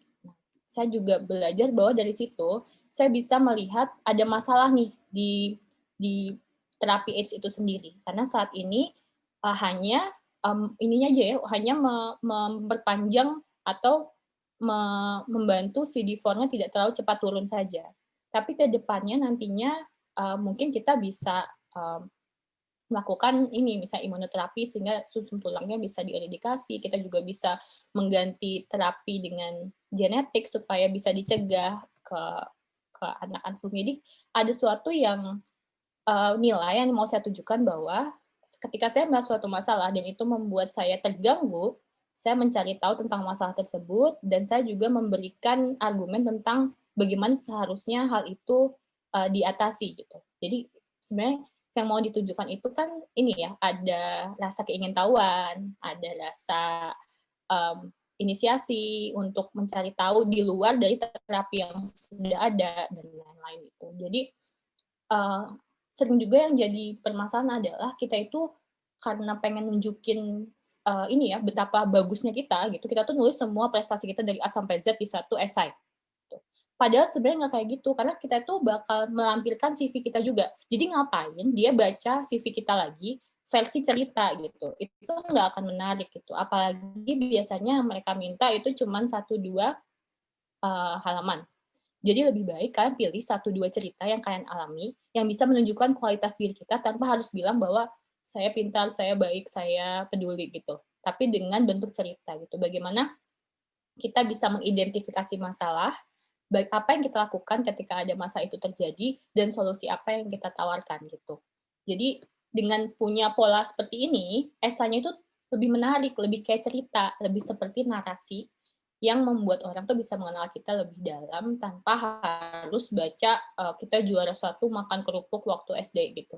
Jadi nggak perlu semuanya itu ditulis dalam esai, tapi pilih apa yang mau jadi hook dari si cerita itu. Gitu. Dan itu ini sih, itu saya dapatkan dari tadi orang yang akhirnya memberikan saya kritik tadi ya. Jadi pandai-pandailah menerima kritik juga supaya kita bisa membuat esai yang baik itu. Kira-kira menjawab nggak ya Mbak Marwah? Kalau misalnya ada yang mau tanya lagi boleh. Oke, sepertinya tidak ada tanggapan. Menjawab mungkin ya dok. Mungkin kalau misalnya teman-teman ada yang ingin berkorespondensi, misalkan meminta saran atau masukan terhadap esainya atau personal statement-nya, boleh menghubungi dokter Mira. Oh boleh. Tapi kalau ya tadi ya, kalau bisa memang sudah ditulis dulu. Jadi jangan dari saya yang memulai esainya. Nah itu nanti saya jadi bingung karena saya kan juga nggak tahu apa yang sudah kalian lakukan. Karena seringkali kayak gitu ya. Jadi ya kalau bisa sebisa mungkin tulis dulu. Nanti baru saya bisa kasih perspektif gitu. Itu lebih jauh, lebih efektif dan lebih enak gitu. Alright. Kemudian ada yang ingin berinteraksi langsung juga dok. Ahmad Nur Aulia. Oke, saya unmute ya. Dipersilahkan. Baik dokter, terima kasih. Sebelumnya selamat dan sekali lagi terima kasih kepada panitia yang sudah menyelenggarakan acara karena saya sangat terinspirasi dokter. Saya saat ini PPDS penyakit dalam di UI dok dan sedang meneliti di bidang imunologi terkait dengan rasio CD4 CD8 sebagai prediktor angka gagal ekstubasi pada pasien pneumonia berat di RSCM saat ini. Dan yaitu tadi saya memiliki ketertarikan di bidang imunologi yang mungkin nantinya akan saya bawa ke S2 ataupun mungkin ke S3, tapi mungkin lebih spesifik nantinya ke arah geriatri, dokter. Nah, ini yang izin saya tanyakan, untuk S3 di Amerika, apakah itu harus melalui jenjang S2 dulu atau seperti ke Jepang, itu harus bisa langsung ke S3 karena program spesialis sudah dianggap setara dengan S2. Dan izin dok, saya dari LPDP juga dok, PK 66. Nah itu apakah ada selama ini mungkin ada yang alih jenjang dok, katakanlah dari program spesialis, kemudian menuju ke program S2, S3 ya, akademisi demikian dok gitu. Dan yang terakhir, mohon izin dok, apa boleh ikut mentorship program dok dengan senior-senior di Harvard ataupun di Ivy League lain. Mungkin itu dokter, mohon maaf dok. Terima kasih dokter. Aduh Mas, nggak usah minta maaf. Terima kasih pertanyaannya ya, santai aja. Jadi keren banget tadi Mas Ahmad ya, itu udah sekarang di jenjang spesialis. Sebenarnya sudah suatu jenjang yang juga diimpikan teman-teman ya, mungkin ya, gitu ya. Jadi, apalagi Mas siapa tadi, maaf namanya, aduh, saya lupa. Intinya sudah. Mas Ahmad dok. Ya, Mas Ahmad ini sudah tahu bidangnya yang spesifik apa yang mau dipelajari, bahkan sudah punya bekal penelitiannya. Nah, ini dua hal yang sangat, ini juga suatu value yang sangat gede banget juga gitu. Saya mau jelasin sedikit ya sama S3 itu kalau di US itu beda banget Mas sama di negara-negara lain. rata-rata terutama di bidang kedokteran, ini nggak semua jurusan, tapi rata kalau di bidang kedokteran itu malah sudah ada funding-nya, bisa dari NIH, bisa dari universitas. Jadi kesempatan untuk jadi peneliti itu sebenarnya besar banget. Bahkan banyak banget para MD di sini itu nggak usah S3, Mas. Jadi mereka langsung ngambil, seperti saya misalnya mengambil jadi fellow research, jadi research fellow, atau bahkan tadi jadi mahasiswa PhD gitu ya. Nah, itu biasanya kalau memang bisa tembus dari programnya, tadi dengan mengikuti syarat-syarat yang ada di website-nya gitu ya, bisa di imunologi atau mungkin di biological atau molecular science gitu, nanti biasanya ini Mas, malah mereka yang nawarkan gitu, dan itu digaji. Jadi sebenarnya nggak terlalu bergantung sama beasiswa kalau S3 di sini. Termasuk tadi research fellowship pun juga seperti itu. Karena kalau di sini rata-rata memang banyak orang mengambil MD PhD, tapi banyak juga yang mereka memang punya kemampuan teknikal, jadi mereka memang kerja di lab, misalnya punya kemampuan buat melakukan berbagai essay gitu ya, kayak ELISA atau flow cytometry atau bahkan genetic sequencing. Nah, itu bisa dipelajari selama kerja di bawah research group yang ada di sini. Dan di situ ada banyak banget, ada lebih dari 500 research groups yang bisa dipilih tergantung bidang yang diinginkan. Dan rata-rata sih kalau yang saya perhatikan ya, kalau orang-orang sudah punya spesialis, biasanya mereka ambil itu malah kayak semacam sub-specialty, Mas. Jadi mereka ngambil riset di sini, nanti memang tidak gelar, dia akan jadinya fellow, tapi ya itu nanti dia jadi punya kemampuan, dan biasanya kalau di negara-negara lain kan mereka bisa membangun lab-nya sendiri gitu ya dengan pengalaman dan kemampuan yang ada. Tapi saya paham banget kalau di Indonesia itu beda, karena jenjang karir itu sangat berhubungan sama gelar, jadi mungkin memang lebih strategik kadang-kadang buat ambil PhD. Mungkin banget bisa diterima karena MD ini kan udah dianggapnya doktorat ya. Oh ya teman-teman, aku mau cerita dikit nih. Beda banget US sama negara lain. Jadi kalau di US itu seorang dokter itu nggak dari SMA langsung ngambil sekolah kedokteran. Tapi dokter itu adalah postgraduate studies. Jadi semua orang yang ngambil kedokteran di sini itu sudah S1 sebelumnya. Nah, menarik, mereka rata-rata udah engineer, bisa emang latar belakang biologi, dan mereka ngambil tes namanya MCAT. Nantinya kalau MCAT-nya lulus, mereka bisa diterima di kedokteran. Nanti setelah mereka lulus dokter, baru mereka ambil spesialis. Jadi memang beda banget ya tadi ya, kalau bisa dilihat dari usia mereka lebih matang tentunya, karena sudah pernah S1. Kedua, dari latar belakang basic science-nya mereka akan kuat, karena mereka ini para engineers, mereka ada para biologist, mereka udah terbiasa buat kerja mungkin di bidang molekuler seringkali gitu. Makanya ketika mereka masuk ke kedokteran, mereka nggak kaget karena mereka sudah punya basic science yang juga sangat tinggi, sangat kuat gitu. Jadi transisi dari basic ke kliniknya ini sangat-sangat lebih seamless daripada kita tentunya gitu. Jadi tadi ya Mas, kalau dibilang bisa nggak dari MD atau apalagi udah spesialis ngambil PhD, mungkin banget bisa, asal bisa bertemu dengan tadi program yang menerima, yang cocok juga sama bidang yang diinginkan, dan juga memang ini ya, ada yang mau mensponsori gitu, misalnya dari funding. Kalau dari LPDP sendiri, kalau memang akhirnya tidak dapat funding, saya nggak tahu ya, tapi setahu saya kalau S2, dengar-dengar sih dulu aturannya spesialis itu setara dengan S2. Jadi mungkin, tebakan saya mungkin kalau S3 mungkin masih bisa gitu. Kalau misalnya nantinya nggak di Amerika, gitu, misalnya nggak dapat funding, mungkin kalau di negara lain, saya rasa harusnya bisa ya PhD lagi gitu. Itu sih Mas. Terus kalau masalah mentorship, tentunya bisa tadi kalau misalnya memang bisa bantu, tentu dengan senang hati, dan teman-teman di Harvard tuh juga senang kok kalau misalnya ada yang reach out gitu. Jadi kalau nanti saya tahu mungkin orang yang pernah daftar S3 juga, mungkin saya bisa refer, saya bantu refer, nanti coba email aja ya Mas ya, itunya, kayak kontaknya. Terus, ya sih tadi teman-teman sekali lagi, US ini memang sistemnya beda dan cukup unik. Dan yang menarik lagi nih, setelah kalian S2 atau S3 di US, S1 bahkan, itu kalian punya hak untuk kerja selama setahun di bidang yang kalian inginkan.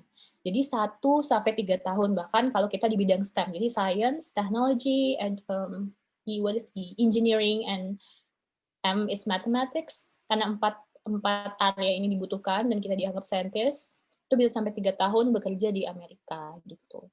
Dan funding itu banyak banget di sini, karena memang mungkin tahu ya, produksi riset di Amerika tuh bisa berpuluh-puluh kali lipat dibanding negara lain, tentunya dari gara-gara adanya dukungan dari funding pemerintah dan juga dari institusi private dan industri juga gitu. Jadi kesempatan itu besar sekali, makanya aku ngajak teman-teman buat coba dan cari tahu, karena banyak jalan, nggak cuma satu jalan gitu, nggak cuma dari beasiswa yang mungkin lebih populer aja kayak LPDP gitu.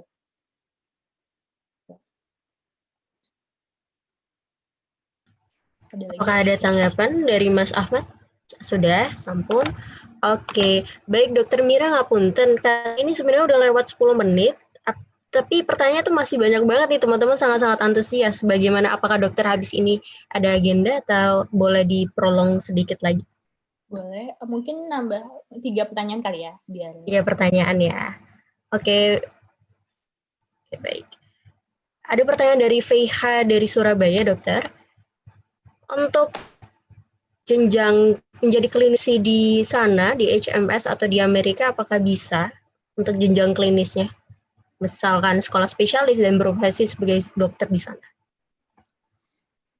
Ini bisa, jadi kalau pertanyaannya bisa atau nggak bisa, tapi tentunya tadi sekali lagi ya, karena sistem pendidikannya beda, jadi tentu jalan yang ditempuh pun beda sama tadi S2, S3. Saya di sini nggak bisa langsung praktek, karena tadi saya nggak punya license-nya gitu.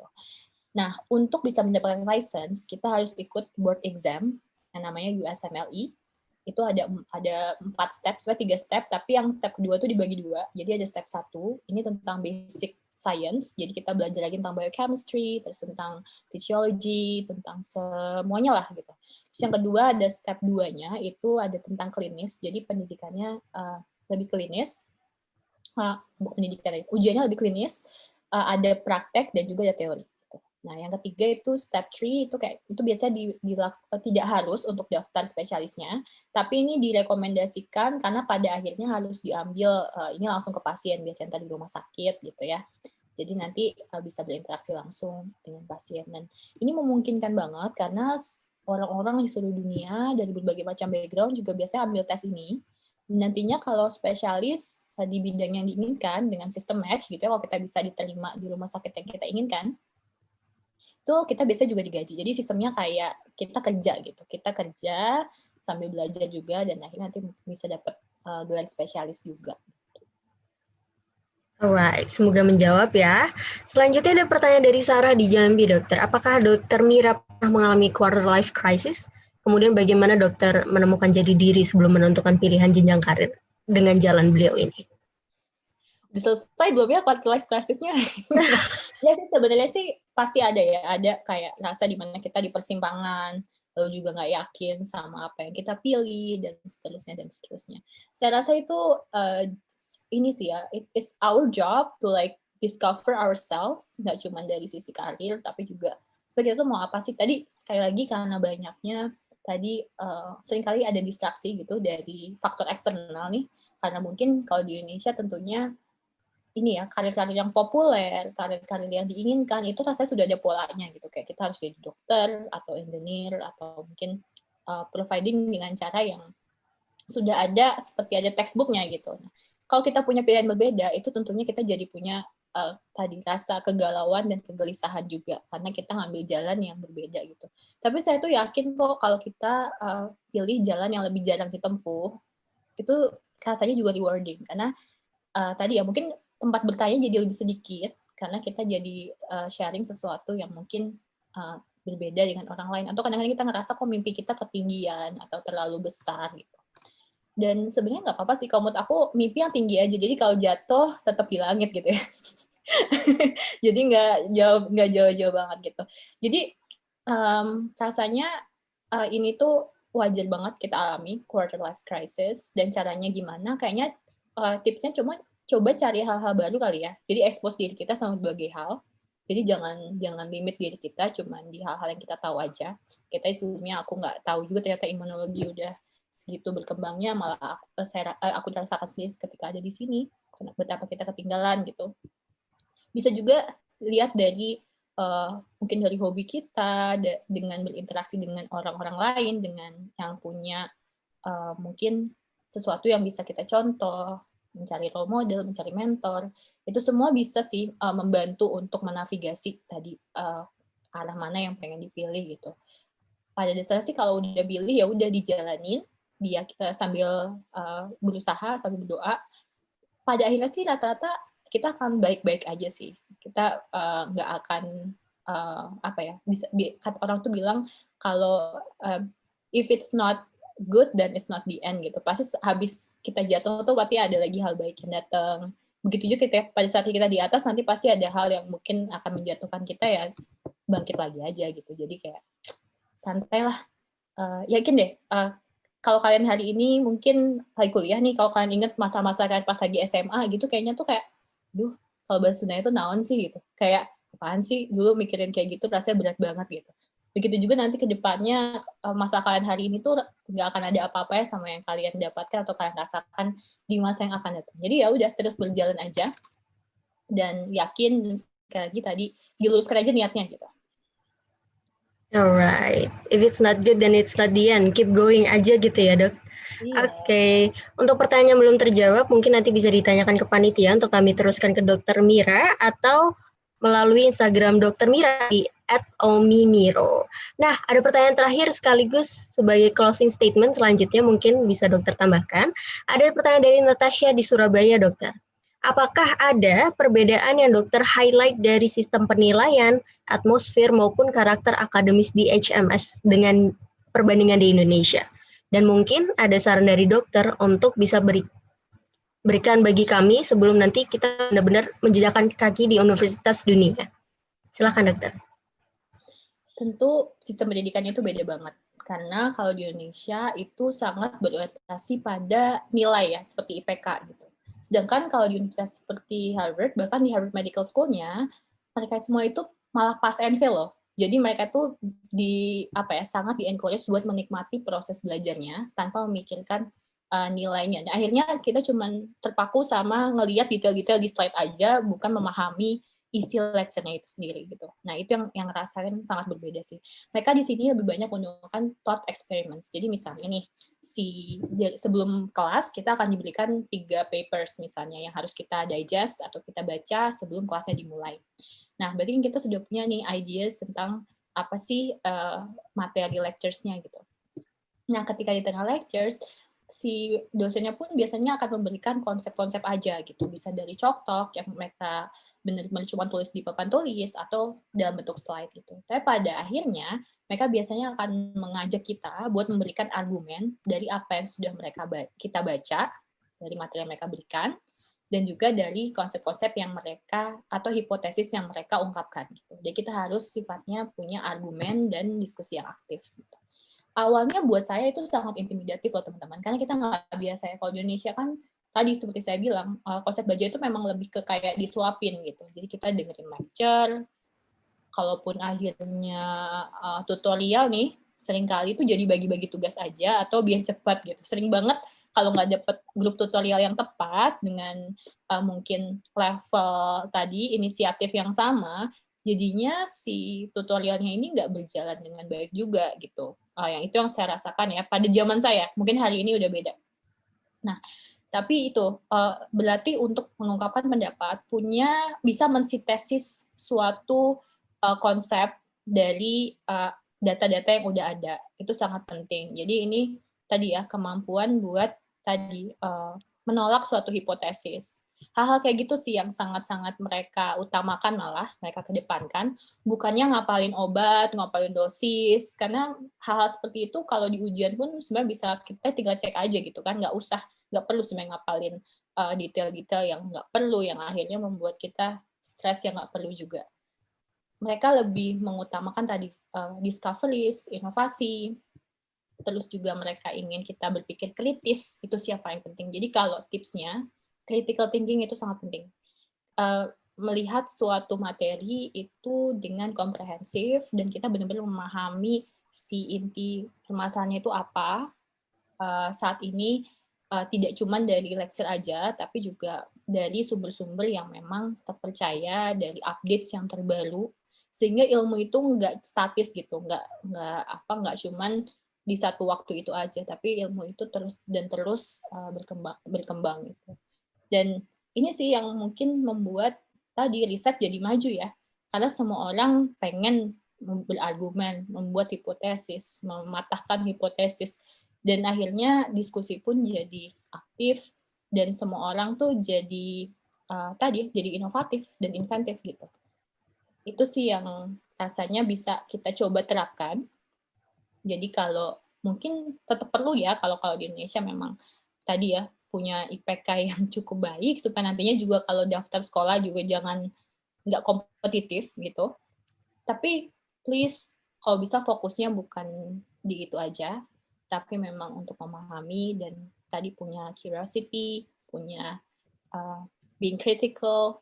I think that is like the most important thing to learn during your prime years. Karena kan harus sadar nih umur-umur yang segini ketika kalian ngadapin quarter life crisis inilah kalian tuh paling produktif, paling gampang menerima suatu materi. Jadi jangan sampai jadi dumb down gara-gara cuman ngejejelin materi yang akhirnya nanti nggak kalian pakai atau akhirnya nggak membuat kalian jadi orang-orang yang bisa memberikan kontribusi dan perubahan nantinya gitu. Alright, baik Dr. Mira sudah sangat menjawab sepertinya. Kemudian for the final statement Dokter, untuk closing statement-nya ada pesan-pesan yang Dokter ingin simpulkan atau ingin sampaikan kepada kami para peserta? Dipersilakan. Yes, sekali lagi closing statement-nya cuma terima kasih dengan kesempatan yang diberikan, dan buat teman-teman jangan ragu buat mencoba dan bermimpi setinggi-tingginya.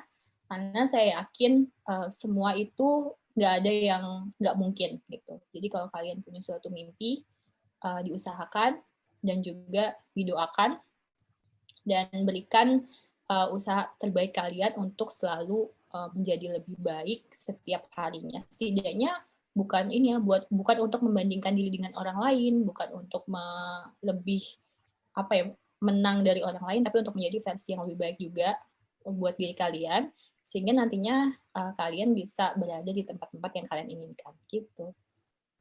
Okay, always be your best version ya, Dok. Oke, terima kasih banyak Dr. Mira sudah mau membersamai, memberikan inspirasi, bahkan memberikan banyak-banyak insight yang jarang sekali kita temui dalam sehari-hari gitu ya, Dok. Oke, baik. Selanjutnya kita akan ada sesi foto bersama, Dokter. Teman-teman dipersilakan untuk membuka kameranya. Mari kita foto bersama Dr. Mira. Oke, selagi menunggu. Oke, baik. Mantap. Ya, masih ditunggu. Kita tunggu dalam 1 menit ya. Yang belum pakai kerudung boleh banget pakai kerudungnya dulu, terus kita foto. Alright. Boleh nambahin 1 nggak sambil nunggu foto? Boleh banget, Dok. Ini sih kayak ini aja ya, bukan saran ya, kayak lebih ke ngajak sih sebenarnya ke teman-teman semua. Kalau misalnya ada forum-forum kayak gini nih, yang sangat-sangat, menurut aku sangat positif ya, usahakan sebisa mungkin partisipasi yang 2 arah gitu, yang aktif. Jadi selain pembicara juga semangat, ini juga sebagai ajang latihan gitu. Kalau suatu hari kalian mesti memberikan argumen atau misalnya mau memberikan pendapat, justru ikutan kayak gini tuh salah satu cara latihan kalau menurut aku yang baik untuk latihan public speaking, karena pada dasarnya biasanya nanti itu dibutuhkan loh dalam profesi kita ke depannya, terutama buat ngomong sama masyarakat yang awam, yang publik juga gitu, dan tadi sekitar untuk sharing-sharing ide aja, itu bagus banget kalau misalnya bisa dilakukan. Jadi semangat ya teman-teman. Alright. Next event pasti kalian semua ngomong. Oke, baik teman-teman sudah ini ya, sudah on video, kita panitia juga siap-siap ya. Oke, baik saya hitung ya. 1, 2, 3 senyum yang lebar. One more. Oke, dan 3-nya boleh. 1, 2, 3. Alright. Terima kasih banyak Dr. Mira telah membersamai kami. Terima kasih banyak teman-teman. Selanjutnya ada beberapa info. Terima kasih banyak Dr. Mira. Jangan lupa, habis ini kami juga ada webinar terkait how to start your first publication. Itu akan dilaksanakan pada Sabtu besok dengan pemateri Mas Adit, Dr. Adit, yang telah mempublikasikan lebih dari 26 publikasi internasional berindeks Scopus maupun PubMed. Alright, bagi teman-teman yang ingin memberikan evaluasi dapat mengisi di form evaluasi tertera. Kemudian materi juga boleh kami bagikan, Dr. Mira? Commute. Aku email aja ya. Alright. Mbak Mustika. Terima kasih. Terima kasih Dokter Mira. Materi juga akan kita bagikan setelah teman-teman mengisi form evaluasi. Oke, see you guys on the next event. Dan jangan lupa berdonasi. Donasi sekarang, cashback pahala. Bye-bye guys, see you. Terima kasih banyak Dokter Mira.